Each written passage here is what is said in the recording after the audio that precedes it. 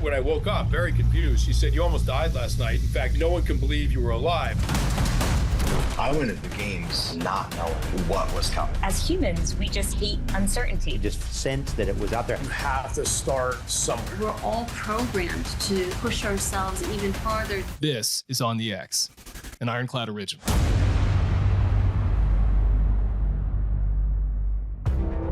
Welcome to On the X. My guest today is Maha Abouelenein, a global communications powerhouse, entrepreneur, and author with over 3 decades of experience helping brands and individuals tell their stories and own their voice. She's the founder and CEO of Digital and Savvy, a strategic communications consultancy operating in both the US and Dubai, where she's worked with clients like Google, Netflix, and Uber's regional brand, Careem. Born and raised in Minnesota to Egyptian immigrant parents, Maha began her career in marketing at General Mills before moving to Egypt at 27 to support her family. This decision would ultimately launch her into the world of international business and communications leadership. She went on to lead regional communications for Weber Shandwick across the Middle East, overseeing 19 offices, and later became one of the most trusted voices in media strategy and brand building for global executives and startups alike. In October 2024, she released her first book, 7 Rules of Self-Reliance: How to Stay Low, Keep Moving, and Invest in Yourself, and Own Your Future. It's part memoir, part playbook, and packed with personal stories and practical lessons on how to build resilience, stay grounded, and take charge of your life and career. Today, we talk about self-reliance, personal brand, and how to lead from a place of purpose, no matter where you are on your journey. So here we go with Maha Abouelenein on the X.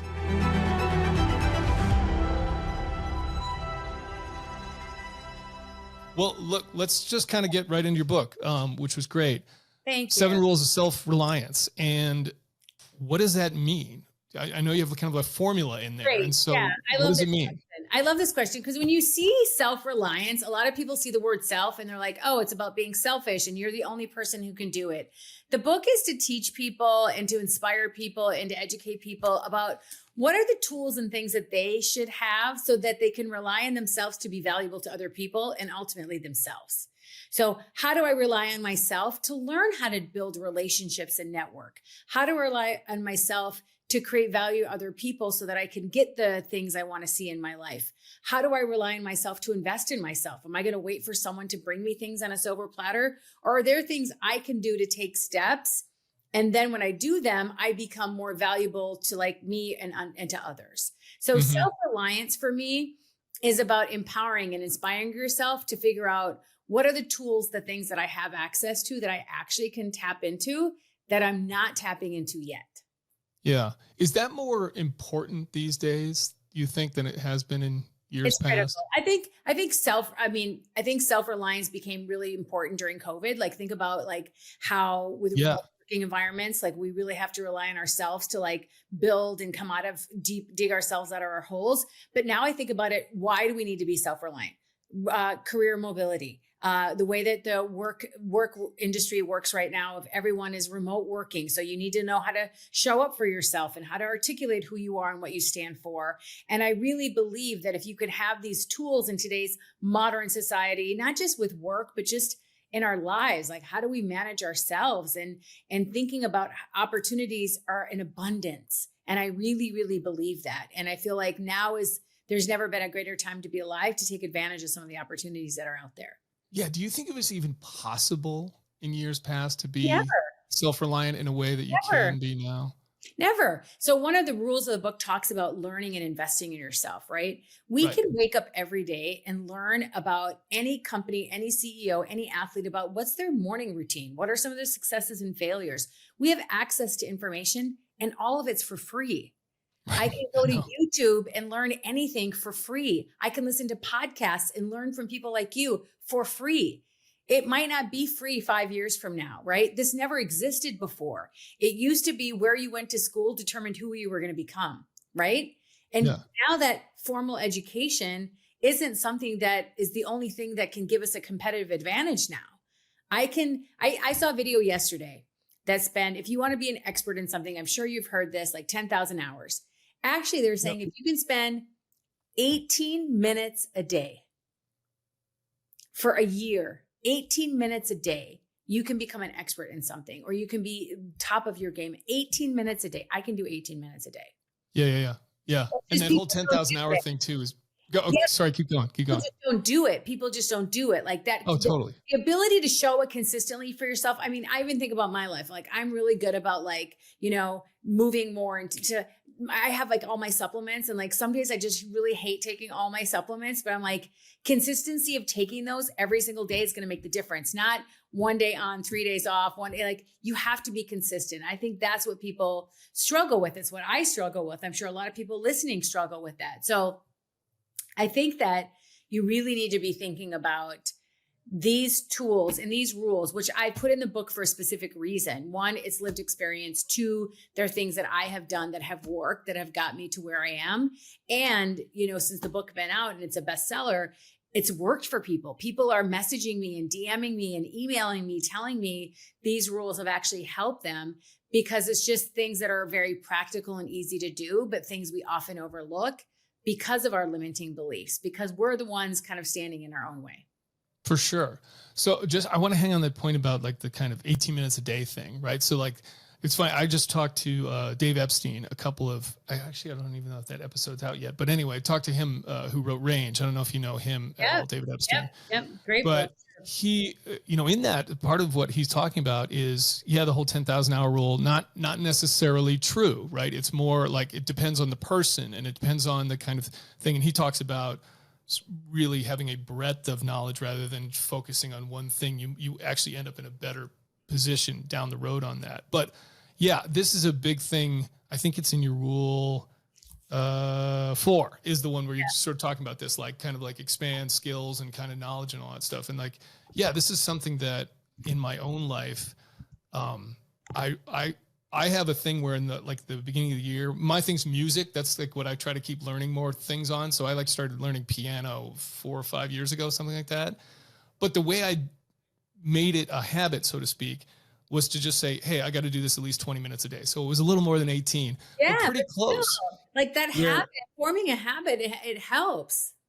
Right. Yeah, for sure. And so, like the point with that is like, it doesn't need to be, a hobby or anything. Like it can be anything like this, where the process portion of it is what's so important, right? It's not necessarily the end goal. It's like establish the process that gets you there, and worry more about that on a day-to-day basis than like, okay, here's the end state that I'm trying to get to. Yeah, 100%. I agree with that fully. So why, you talk a little bit about on your background then. Why, what about your background made you want to write about self-reliance? What's the kind of your history that made this your top of it? And it's cool because I don't think I've seen or read another book that's about this topic really, or certainly that uses that terminology. So what was it about your background? So I love this question. So I'm born and raised in Minnesota. I'm 100% Egyptian.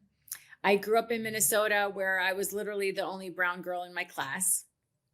And I really, the internet didn't exist at the time. And so a lot of people didn't know much about Egypt except for the pyramids and camels and, and walk like an Egyptian. A lot of people still don't know much more about Egypt. And I think they do a little bit more. And then when the song Walk Like an Egyptian came out, my life was over because everyone was coming up to me doing the dance. Yeah. You talk about, just on that real quick, you talk about that in the book. And I never thought how that could be taken by somebody. Cause like I grew up in that era, right? I remember that song from being a kid, and I never thought about how that could be taken by someone who actually is Egyptian. Well, I was Egyptian, people would come up to me and do this thing to me anyways, cause I was in a music video at the time. And so I lived here until I was 27. My mom had multiple sclerosis. When I was 14 years old, she got sick. I was taking care of her. And then my parents decided to move back to Egypt. They came here to go to school and spent their lifetime here and decided to go back. I was 27. I didn't speak Arabic. I don't know the language. I don't have any friends. I don't have a network. I had been working at General Mills in the US. I moved to Egypt, really fresh off the boat, trying to rebuild my life. And that was the first time I had to kind of rely on myself to figure out, like, how am I going to build relationships? How am I going to, not wait for opportunities and create things for myself? How am I going to build my reputation and my personal brand? How am I going to learn new things and unlearn new things? And those are some of the rules of the book. And that's where I first kind of had to face reality of all these new things that were coming at me in my life. And I had been working at General Mills as an executive in sports marketing and got asked to be a secretary for a billionaire in Egypt. And I thought, that's not a job that I want to take. I'm overqualified. I wasn't, that's not a career move for me that I think is a good one. And my dad gave me some advice because I just moved there, and he was like, you don't know anybody. If I were you, I would take this job and then create value for him and show him what you're capable of doing and learn how to network and learn about business. And those are some of the rules in the book, but that's kind of how it started. It was like, okay, I need to make this role into something it's not. So I need to put my head down, listen and learn first, and really be a sponge and try to absorb as much of the culture and the people and understand like how do they work and what is the new environment that I'm living and working in. And then I'll know how to add value. Then I'll know where I can, put my thumb on the scale. Then I'll know where, hey, this is my secret sauce now. I can actually crush, and they can get me out of this job and put me into other roles. And that's exactly how it played out. And that's exactly what happened. Yeah. So that's when I first started to rely on myself. And several times in my life, I'd been asked to do things I'd never done before. And I'm like, I don't do that. That's not what I do. But what I did was I relied on myself to figure out how to do it. And I think anyone listening to this show who's been asked to do something they've never done before and say, well, I'm not a speechwriter. That's not what I do. I got asked to do that. And then I crushed it. And I'm like, oh, I guess I'm a speechwriter. There's so many things you are capable of doing. You just haven't been asked yet. Yeah. Did you, when you went to write this and kind of codify it, was it something you had already was sort of rolling around like these 7 ideas, or did you have to go, I've never actually sort of reified these concepts in any specific way. I need to take some time and kind of think about what I would break it all apart. The latter. So I had wanted to write a book for a very long time. For almost 10 years, I wanted to write a book. Would I write a book about my career experience and working with some of the biggest names and the biggest projects and the most thrilling things in communications and sports and marketing and entertainment? Or do I want to write about my personal story of growing up in America, living overseas, coming back during the pandemic? Was it a memoir type of thing? And the reason I got to the 7, it wasn't like, oh, I had 7 things, I just want to do those. Take a step back to think about your life and career, Chris. Like, how would you view it from that standpoint, like that overarching, umbrella of what your career looks like, and what were some of the common threads and themes, and what are some of the things that you had to push through to get to that next point in your stage in your life, in your career, personally or professionally. And when I took it like 7 months to sit and think about these different areas of my life. 7 happens to be my favorite number. I'm born on the 7th. So it ended up being serendipitously that it ended up being 7. But I really believe that, if you think about your career and take a step back, that's kind of how I did it and found these themes. And so when I did find these themes, the book flowed out of me like in 2 months, very quickly. Oh, and wow. Yeah, I wrote it very quickly. Yeah. I wrote it very quickly because I had kind of been thinking about percolating it on it for a long time. Okay. I wanted to build a book that would have practical advice and a lot of leadership ideas that people could actually put to work. And then I integrated all of my personal stories so people can see them coming to life. Yeah. Did you have a bullseye avatar in mind in terms of the person that the book is for, or do you kind of view it, it's ubiquitous? Honestly, it's a book for anyone with ambition. And it's really, truly like it works for my sister who's been working at General Mills for 35 years. It works for my nephew who's a 25-year-old in finance, who's starting his career, wants to learn how to build relationships and build his personal brand and be a value creator for other people. It works for someone who's a leader in transition, who has a career but might want to retire and do something else. It works for a solo entrepreneur and entrepreneurs.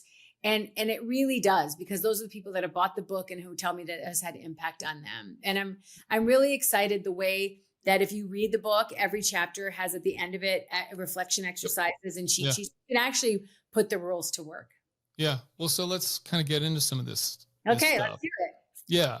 I love the fact that you started this off with it's a military thing, the stay low, keep moving idea, right? So I actually, it's funny, like when you said that, or when I saw that the chapter was called that, I was like, I know what that means. That's a military thing, right? But I actually it occurred to me, I don't know if like a normal person, like people outside of the military would understand that concept. So what does it mean in the context of this, in terms of so rule number 1 of the book is stay low, keep moving. And I use this term, it's a military term, as a metaphor for life. Stay low, keep moving is when you're in the army and you're crouched down on your stomach and you're inching, with your hands, you're trying to stay low and keep moving to avoid getting hit by arsenal. But I took it as a metaphor for life, meaning this: you need to stay low, i.e. stay focused and under the radar if you want to accomplish some of the biggest things you want to do in your life. There are constant distractions, social media distractions, family distractions, work obligations, friend obligations. If you are just fielding tennis balls, reacting to everything coming at you at life, you're never going to proactively drive your dreams forward. And so I want you to stay low, not low profile. Just kind of put the blinders on while you're going through life to get through the things that you really care about. Obviously, you can't do that all the time, but if there's something big that you want to achieve, i.e. write a book, you got to put your blinders on. You got to say no to hanging out with friends. You got to turn off Netflix for the night. You have to really focus on, okay, if I want to achieve a goal, am I going to carve out Tuesday nights or Sunday mornings to really work on it? And then keep moving, because you're going to have setbacks. You're going to have bad days. You're going to have bumps in the road. Life is peaks and valleys. It's not always up and to the right, bubblegum and roses, as I say. So I always think about, use this as a metaphor. Like the first rule of being self-reliant is knowing that you have to make an effort to stay low and keep moving, despite challenges, despite obstacles, despite distractions that happen to you. It takes effort. I mean, think about it, Chris. Like we have to do nothing today in today's world takes effort. Like not grabbing your phone or not totally. Something like, if I just want to sit still and relax, or sit still and not really think about something, the monkey brain's still going all the time. You have to make an effort. So stay low, keep moving is like, hey, you got to put yourself first on your priority list, because no one else is going to do that for you. Yeah. And we're not talking about flying under the radar, meaning like not getting noticed, right? It's not, that at all. No, not that at all. And I just think that you need to be self-aware that you got to focus. If you want to get things done, you can't say, well, I'm not getting the results I want. Well, what are you doing to carve out time to stay low and keep moving through the things you care about? Do you have so what about some specifics there in terms of, it kind of goes back to that schedule thing, or like being involved in the process. Like, how do you go about that? Even like writing a book as an example, where was there a specific time of day where you're like, okay, I'm committing this hour or these hours every day to that? Yeah. What about that in terms of putting it in practice? Yes. I think about how do you spend your time is and the focus of where you put on your calendar is the outcomes of your life, right? So I always try to have no meeting Wednesday, so I can have a day where I don't have meetings, where I can use that time to catch up on things, read emails, write things, look up things, call people. You need to hack your schedule. Yeah. Because if it's easy to fill up your schedule on things that aren't driving the football down the field. Like you're busy. You're just not being the most productive on the biggest things you need to move the dial. So I work with my team and all the time, because we manage different clients, of how are we spending our time? That's where the focus goes, right? The second thing is when thinking about a major project or initiative and how to plan your day is, when do you best perform? Are you better in the morning? Are you better in the afternoon? How does your rhythm work in terms of focus time and work? Because sometimes someone on my team really can write in the afternoon. If I don't do that in the morning when I'm fresh, I can't write in the afternoon. By the afternoon, I'm energy's low, slumping, but everybody's different. So when you think about your schedule and how you work, find out with self-awareness, okay, when am I really going to be productive and be at my best? Are you a night owl? Are you an early bird? That type of thing. Yeah. Yeah, for sure. I find the same thing with myself. Late afternoon is not the time for me to try to if I'm really got to do focused work, I think it's pretty much got to be in the morning at some point. Yeah, that's when I do phone calls or stuff like that. Yeah. On the X is brought to you by Mechanics Wear. Mechanics Wear gloves are kind of the go-to glove, I think, for most people out there, whether it's working around the house or on the job or some kind of tactical setting. That's certainly been the case for me throughout my life. And they've made a whole bunch of improvements to the gloves that they have out there. So they've got the kind of original series here with the Velcro backing, Velcro close that most people can use in sort of everyday settings, very ubiquitous for various things that you might want to do. Then they've got these fast fit ones, which you essentially just slide on. There's a little loop there around the wrist where you can pull them on. And then they've got the Impact series, which has a reinforced backing to protect your knuckles. And then they've got this lock ring reinforcement around the thumb now, where there's a lot of wear and tear. There's a whole bunch of other improvements to these. And if you go to their website, they literally have a 5 to 7 minute video about each one of these sets of gloves and all the improvements they've made, from the material, reducing the seams, making them more reinforced, making them more moisture wicking. It's clear that they put a lot of care and attention into their gloves. And if you listen to the guy talk on the website, they really love gloves. And I think that that comes out in everything they do. When I'm going out to a hardware store and I'm looking for some gloves, I almost look at everything else as just kind of a cheap knockoff. So definitely my go-to glove, highly recommended. Mechanicswear gloves, they're available at most retailers on mechanicswear.com and GSA Advantage, and they're proud to offer an exclusive 15% off discount through the ID.me program to military veterans and first responders. So check them out.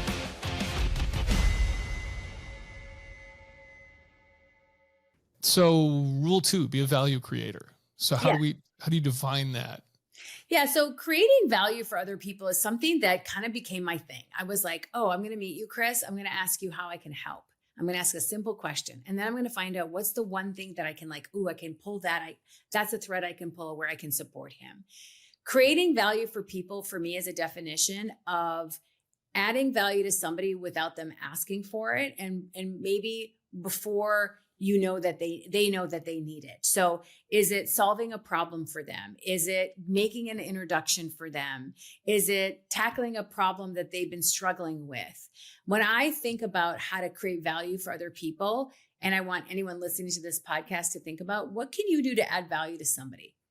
Just to put a smile on their face, or help their business, or to help them, not because you want something in return, but you're genuinely trying to create value for them. So I'm in a business, my company, where we do strategic communications and PR for clients. And we think every day they might ask us to do X, but we might do X plus Y and Z because we want to add value. We want to show them what we're capable of doing for them without them asking, seeing around corners, thinking of strategies, thinking of ideas, bringing our secret sauce to the table. Because when we do, then they want to keep us, and they want to keep us in their circle, and they want to invest in us, and they want to grow with us. So every time I've taken a job at a full-time job or with a client, I'm always looking at how can I add value to them? And there's a relationship that really matters to me. I'm going to add value to them without them thinking about it. For example, I have a friend, I was on a podcast for a show, and they told me, oh, we're looking for, future guests that talk about 1, 2, and 3 ideas. This is what the show's about, all this kind of stuff. If you know anybody, granted, I was on the podcast, I did the show, I helped, we cross promoted it. My job was done. We were done with our relationship.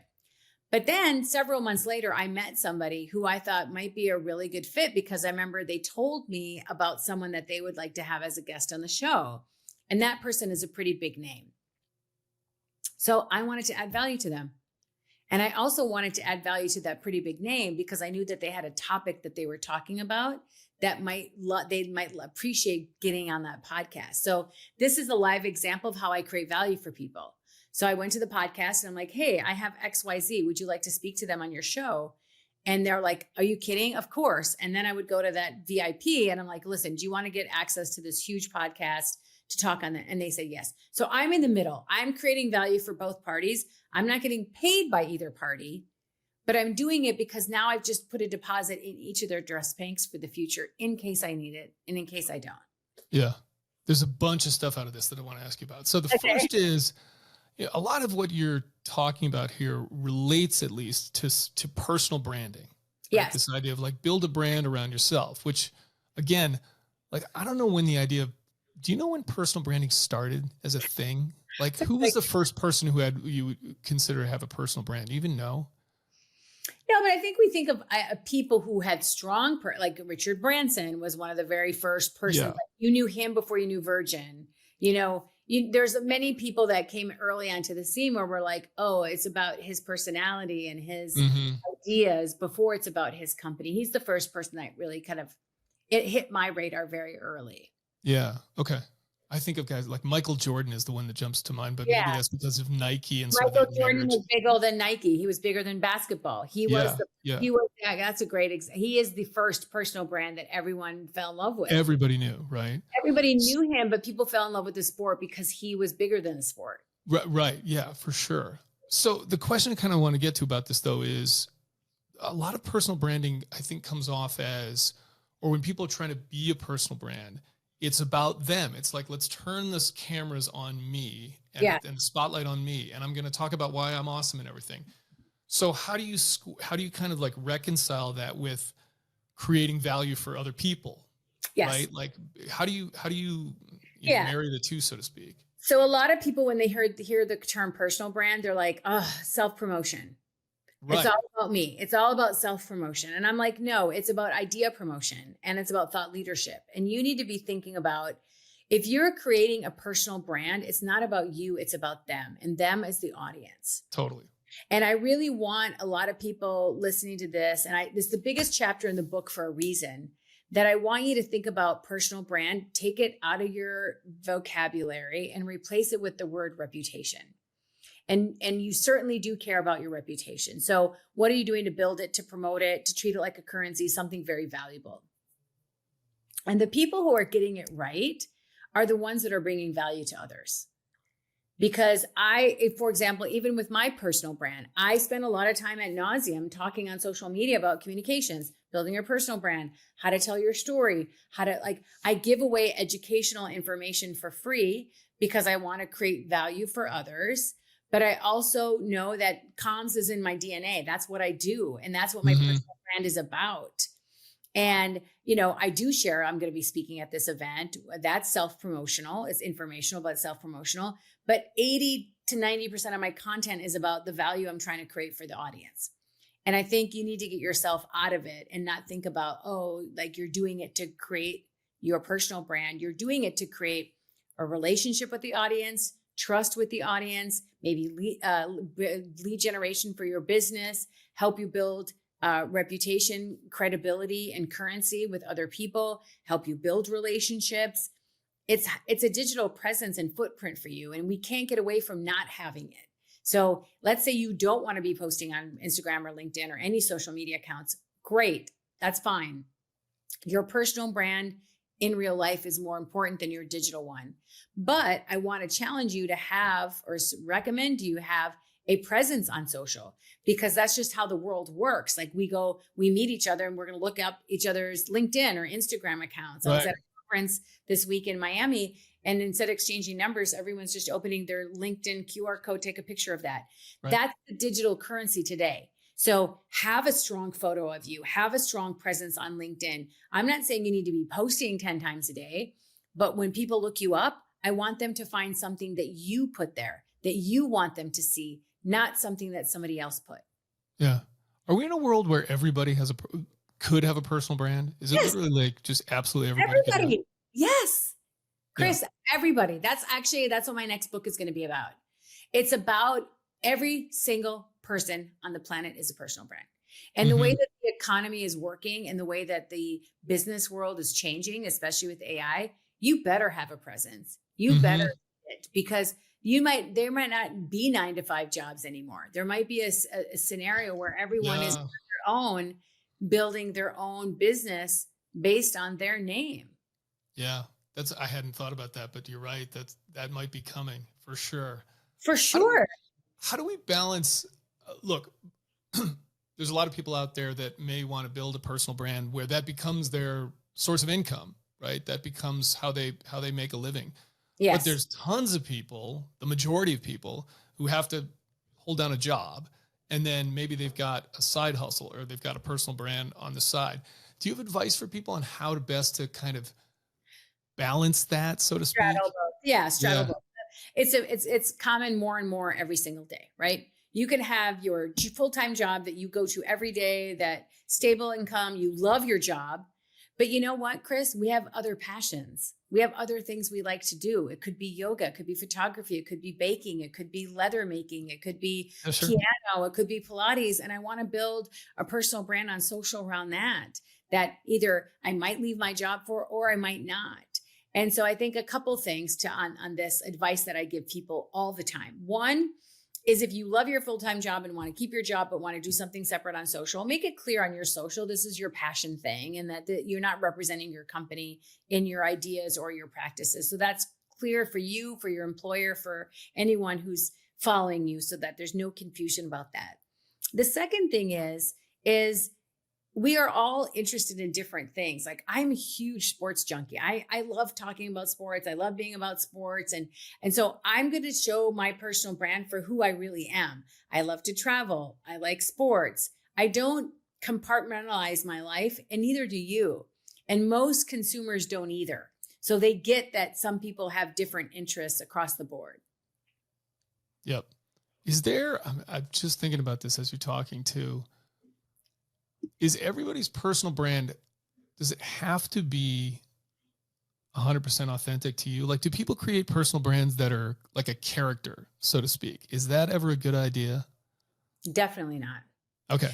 We can see through that, right? We can see through that. We know when they're not being authentic. We know when they're just faking it to the make it. Like, that's not, I mean, if that's who you are in real life, then you need to be consistent. But if that's not, then you definitely don't need to be creating a persona for social media that's not who you consistently are. Right. Yeah, I tend to agree with you. I mean, I think the more it's just genuinely you. But yeah, is a valuable drill to sort of codify it, to write down, like, okay, this is me. I know who I am, I guess. I probably need to spend more time introspective and meditating and being mindful and all of those things. But does it help, like, if I'm going to sort of show this to the world in various ways, the more public I'm going to be about it, do I need to sort of spend some time writing down specifically, like, okay, this is what I stand for. This is what my personal brand represents. This is my, I don't know, personal tagline or something like that. Yeah. So a couple of questions you can ask yourself very simply today. What do I stand for? What do I care about? What are 3 words people would use to describe me? And then what are the 3 words I want to be known for? Go ask somebody, what are 3 words you could use to describe me? Mm-hmm. And then see if those match your 3 words. Like, if you wrote down, like, this is what I want to be known for. I'm resourceful. I'm,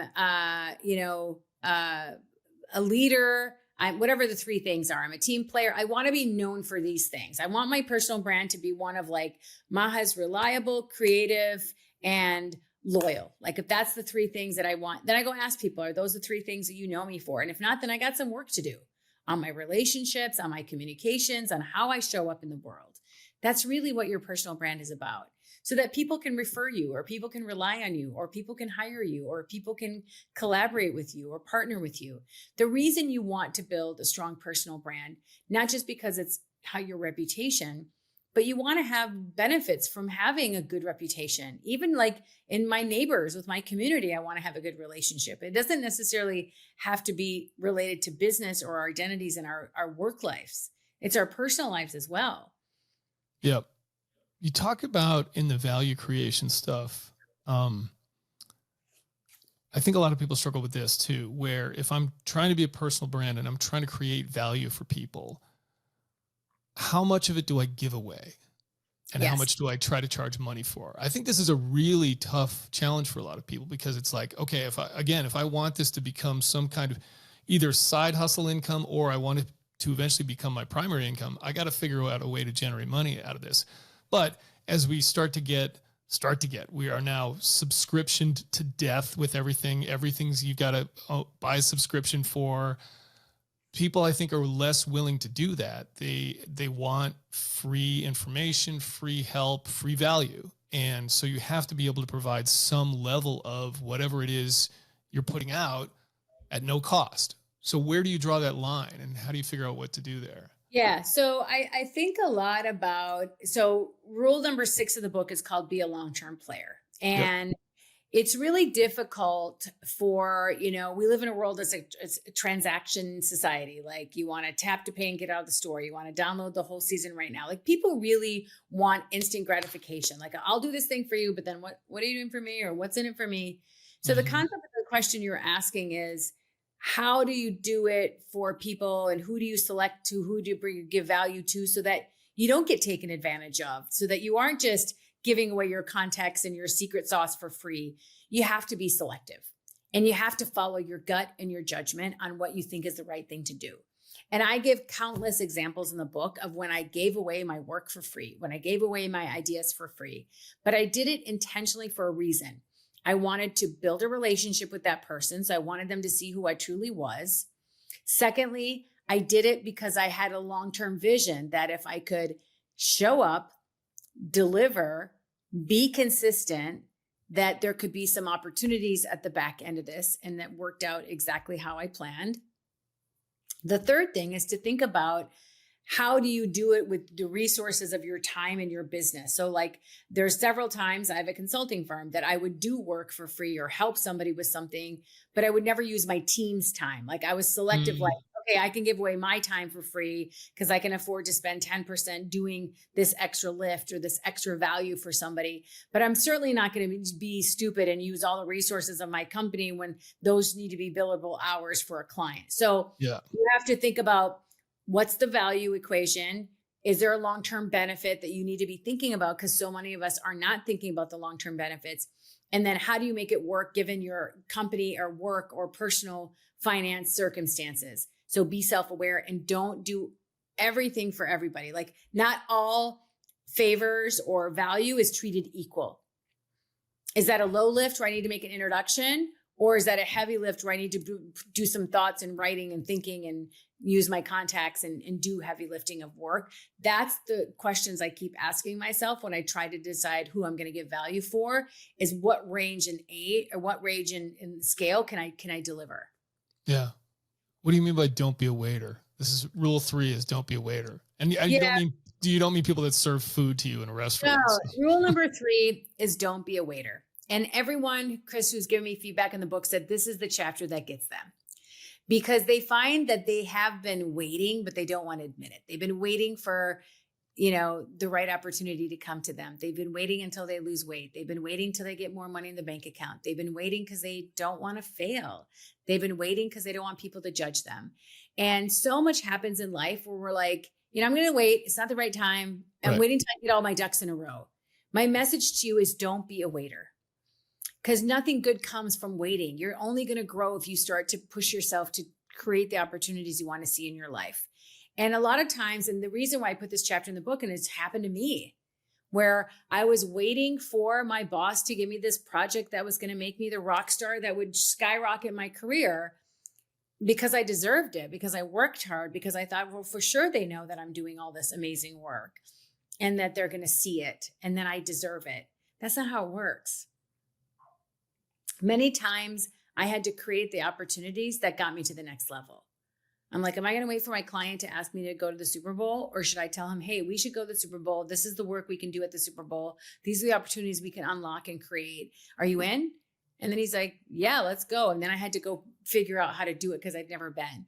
So that's the kind of examples of things that I want people to think about. Like, if you're waiting for your manager to give you an opportunity, what can you do to go create it yourself? Mm-hmm. Can you say, hey, I'm going to take initiative and do this, or I have a relationship that I think we should explore. Instead of like, something, your gut tells you have information, something, but you're just kind of waiting to act on it. Don't be a waiter. Yeah, totally. I mean, I always think that the most valuable people in an organization, the people I would always want in an organization, are people that proactively problem solve.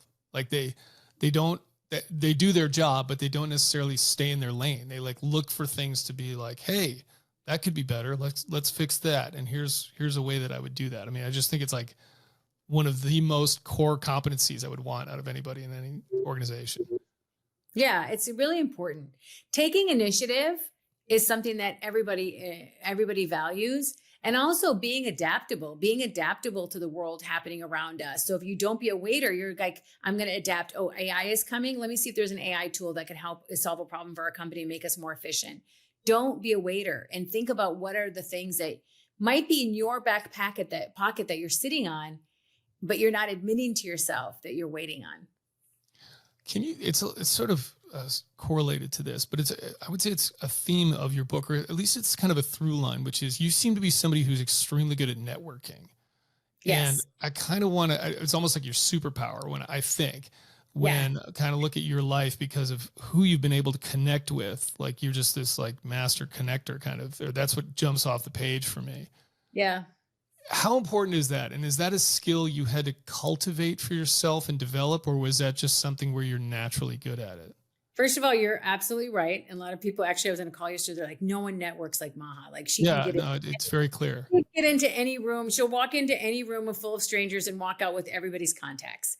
It's something I feel is my superpower. I love to do it. One, I like people, but two, I made it my business, right? When I was a little girl, my dad was the dean of a business school, and at a university, you have a lot of social functions. And my mother had MS and was in a wheelchair. I really want to go with my dad. And she's like, I don't want to embarrass your dad. Be a bird, be around in the wheelchair.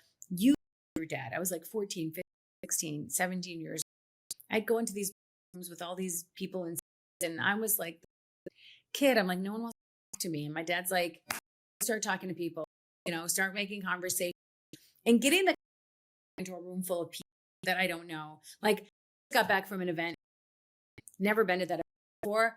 I know like 4 people, I know nobody. And I'm like, okay, well, you're going to just sit in the corner and sip coffee, or are you going to go start talking to people?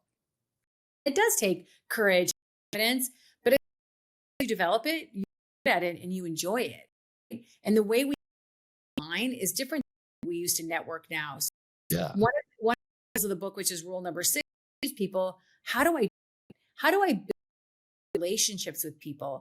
I don't use my relationship transactions. I don't think that my network is for me. I opposite, like I'm there to my network. Do such a good job, Chris, in networking and close to you.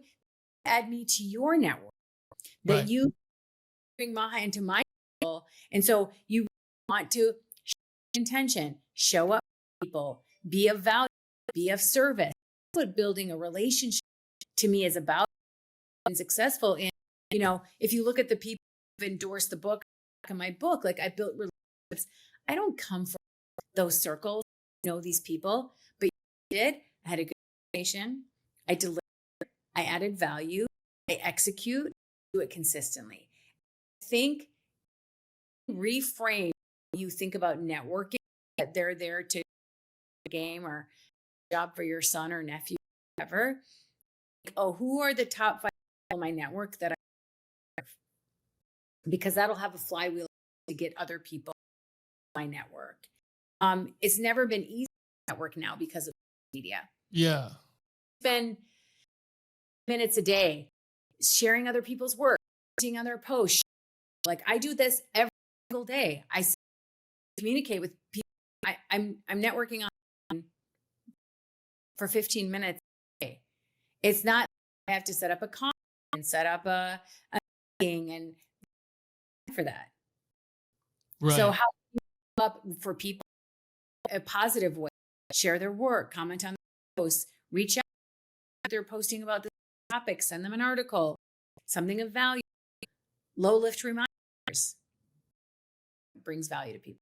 Are there specifically, other than this, differences between networking and networking, like in the way you talk or the way you approach it, and good at this for like I would myself one of these people that's kind of interested and doesn't, if there's a big network event in a hotel where I'm at a con and it's like, oh, it's a cocktail party at 5:00. Nation is now I'm going to get room service, right? That's what I would prefer to do, knowing that okay, but I'm going to move the football forward. It's okay to go down there and. So, I know. In those situations, I'm like, I could just enjoy.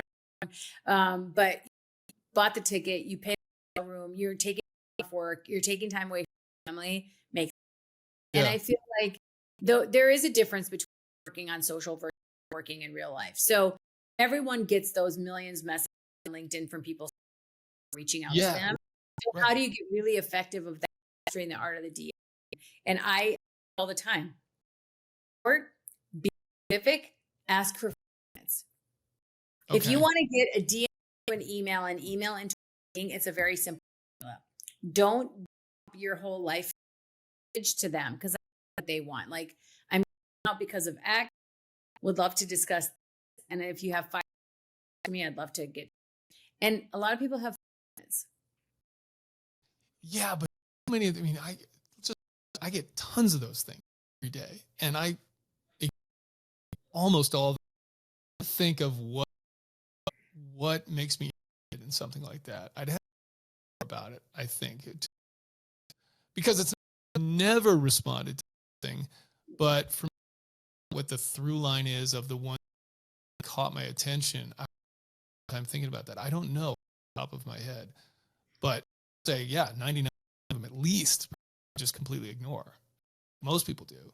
So that's, you could look, if you have a book that's like, here's how you network your way, it's like, that's a winner there, that concept for sure. Sure. I believe that people understand the value of relationships, and they view them like and invest in them, and not trying to be people because no one has that, and just be strategic of like at the beginning, for 5 people in my life, I really want to double down on those relationships because there's a ripple if I do. And selective with your time, bring value to you. It's quality over quantity. Yeah. So let's we're coming up on time, 10 minutes, but so relearn and so this is rule number 4, and I touched about it a little bit at the top of the show about like how we have access to information for fingertips hours a day. Yeah. There's no reason I can't learn anything unless I'm not willing to put in the effort. That's it. Yep. I have access to the same thing you have. I'm with you on this, by the way. Like, you used to have money to get into the best schools to learn things. That's not anymore. Yeah, totally. So, what are you doing? They're no longer serving. What do you need to relearn? How are you investing in yourself? How are you teaching yourself, your own self, putting your priority list, getting skilled up? And it's not a manager or anyone else in life to teach you. Access to do it for free. Are you willing to do it? So, I'm 55 years old. Yesterday, I took my first piano lesson. I haven't taken piano lessons since I was a kid. And I know the benefits of that hand-eye coordination brain. I know that goes along with learn something new. I know the process of learning is help me grow. And, I'm musically inclined. I'm an sporty person, music, artsy kind of person, but I'm like, why? What is half an hour once a week going to do to my life? I'm going to do a lot. First of all, I went yesterday. I got confident. I was told I was great. Look at my hands, reading the music. I learned how to read music. Like, for me to say that sentence is so empowering. I could read music. I don't know how to read. It's just that what you do to learn or unlearn doesn't have to be related to your career. It could be, I want to learn how to make bread. I want to play pickleball. It's just, it's that mindset of your being self-reliant to self and living much longer. I'm 50. We are all going to live much longer due to health and learning. Do that. I hope I do. Yeah. I believe that we're going to live longer. So the concept of when I bring up that you retire, game over. Yeah. You're retiring, you're playing golf, traveling, you're not working. I'm just getting started. People looked old that were that. Yeah, exactly. Right? I'm saying like the concept of learning and unlearning before is about hard to embrace because you have access to it. It's free, it's an abundance, and it does for your longevity, competitiveness. On the age thing, do you remember the movie Cocoon? Do you remember that movie? Yeah, of course. Did you know Wilford in the movie is 51? The actor, 1 year old, like they're playing like old folks home, right? Just crazy. People just look now than they did, I think, back then. Yeah. When my parents were in their 50s, people that were in their 50s, like I'm 50 this year, old, and you're not old anymore. We're not. The piano thing is great. I'm so with that. Look, I before, but played guitar since I was 16. I started piano, and it's just the was what stick was again. I had a little. It was like I have to practice for an average of 20 minutes a day.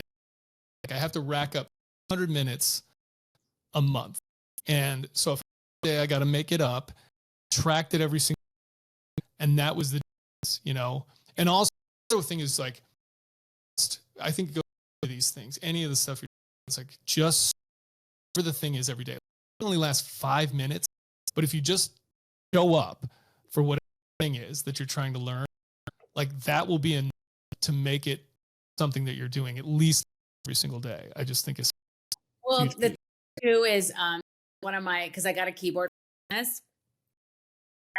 It was January, and I was like, I've been, Q1 is already just it's April. I gotta get this. I want to do this, and I'm telling you, I'm excited after I met yesterday, cool. and I'm inspired myself to like do things I never do. And I've just any age, any stage, learn anything.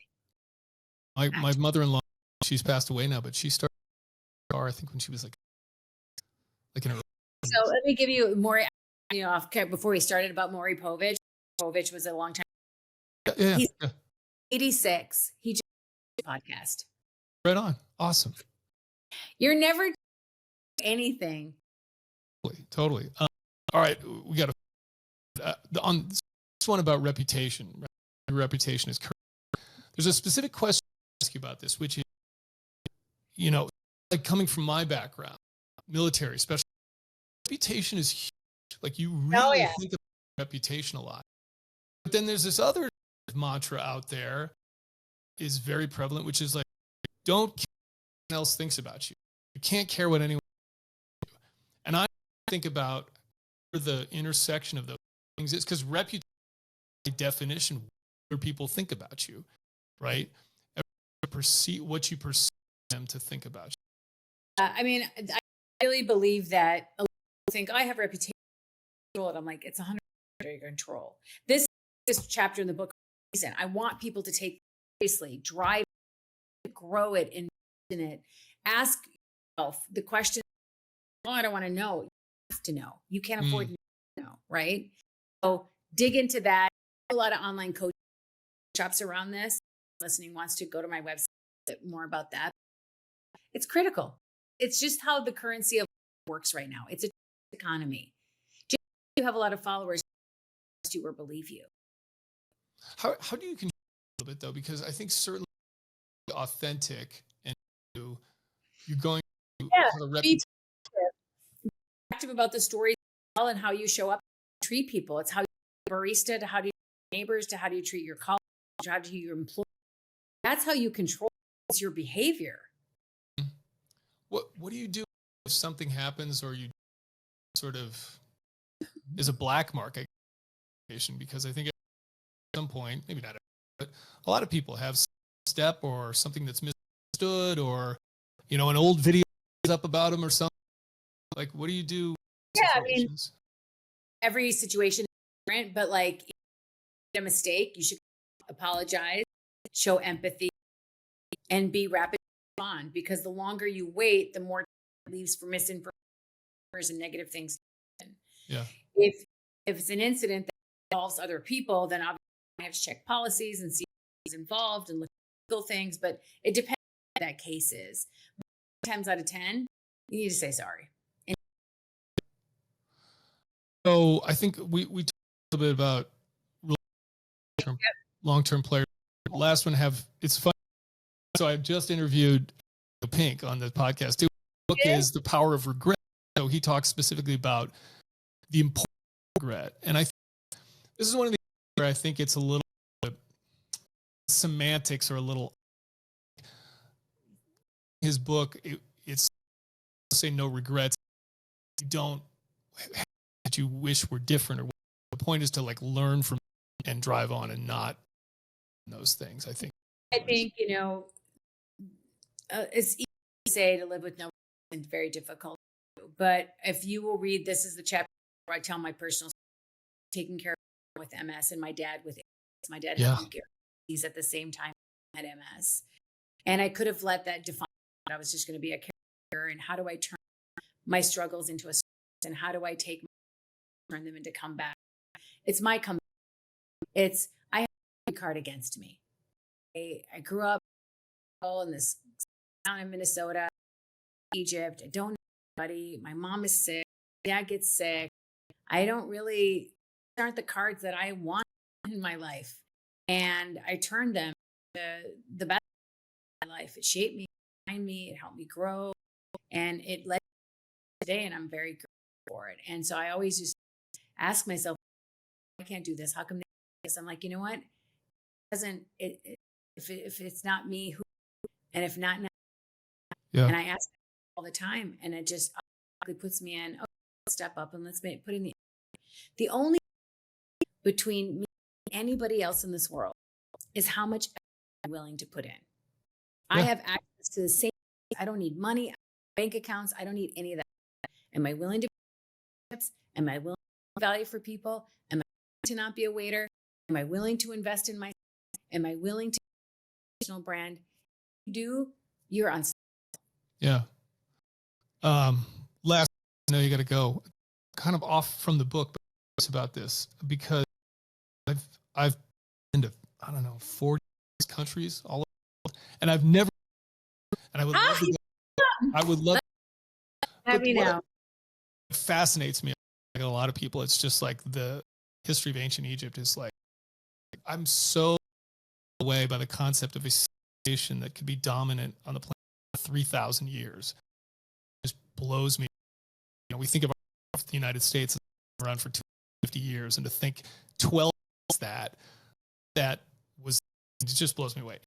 The question I wanted to ask you though, is I think that's sort of inherent, like a culture, I guess, that like self to like what you do and your personality. Like, is there about the culture that's kind of unique to your success in any way? I don't think so. I think the one thing I do find it on is that family values and the duty and dignity of how we show up. It's just like doing the right thing. And I feel like that's culturally something that's in the Arab world and in Egypt specifically that I think lends itself to like how I treat people and how I live my life and the compass. Like it was never a question of how I was going to take care of my parents full time or not. It was never a question of putting them in a nursing home. It was never hiring someone to do it. It was going to be me. It was just never a question. We never even thought about it. Like a lot of people are like, hey, you put them in there. I'm like, it never even crossed our mind. Yeah. So just, I think very last thing here with your company that you have, Digital and Savvy, who is that for exactly? Like, is there a specific group of people or companies that's for? So anybody kind of like work with you guys? So my company is called Digital and Savvy. You can visit at digitalandsavvy.com. We do communications. We advise people on different things, but we do a ton of workshops. I do a lot of online coaching. I help people build their personal brands, learn how to network, how to do storytelling. And we're based here in the US. And if anyone wants to reach out, you can definitely follow me on Instagram or LinkedIn and subscribe to my newsletters. I give a ton of information away for free as well. Awesome. Cool. And what if people want to find you on social media, what are those handles for? At LinkedIn, it's my first name, last name, Maha Abouelenein, which you see here. And on Instagram, it's the same. Okay. Great. Chris. Maha, thank you so much for spending the time with me. Thank really you so enjoyed much. the book. And thanks so much. You're a gem. Thank you so much, Chris. Have a great one. Okay. Take care. Thanks for listening to On the X, the official podcast of the Navy SEAL Foundation and an Ironclad original series sponsored by Mechanicswear. Learn more at NavySealFoundation.org. Text On the X to 60104. See you next time.